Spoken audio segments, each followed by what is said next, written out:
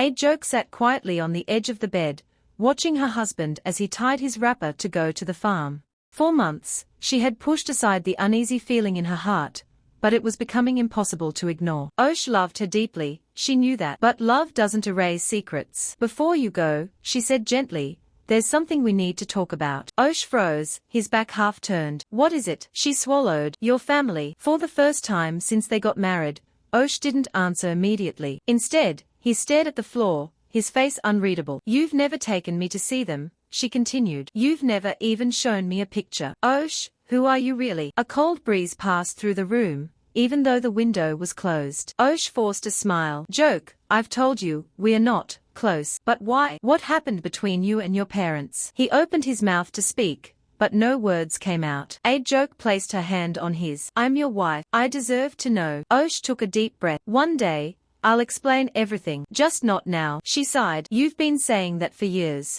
Meanwhile, in Oche's hometown.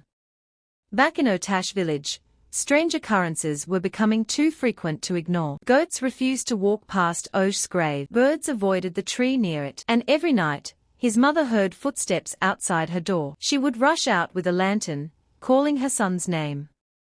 Oche. Oche, but the compound would be empty. Mr. and Mrs. Oche finally agreed to visit the old prophet again. The prophet's shrine was dimly lit with red oil lamps, the air heavy with incense. You have come, the prophet said without turning. Your son is crying. Mrs. Oche burst into tears. But he is dead. The prophet shook his head slowly.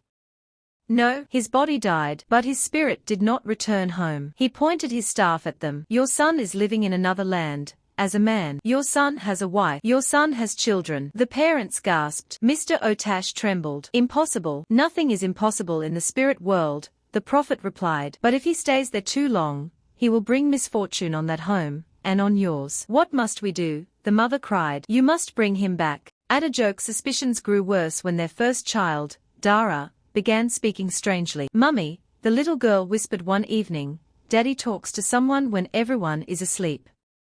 Who? Adejoke asked, suddenly alert. I don't know, Dara said with wide eyes. But he stands outside in the dark, and he talks softly like he's crying. A deep chill ran through Adejoke's body. That night, long after Oche had fallen asleep, she stayed awake, watching him. Around midnight, Oche's eyes snapped open, blank, emotionless. He stood up slowly, like a man being controlled by invisible hands, and walked outside. Adejoke followed him quietly. She watched as he stood under the mango tree, staring into empty space. Then she heard him whisper. Why did you bury me? Why didn't you wait for me to wake up? Mama. I'm sorry. Adejoke covered her mouth, shaking with fear. Bury you? Wake up. What was her husband talking about? The next morning, Adejoke confronted him. Oche, what were you doing outside last night?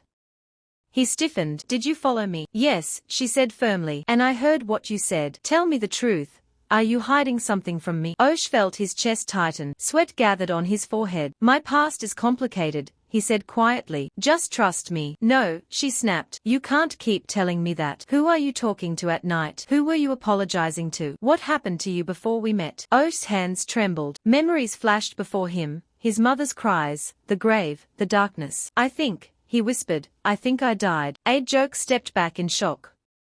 What? But before he could explain further, a sharp knock thundered on their door. KPO. KPO. KPO.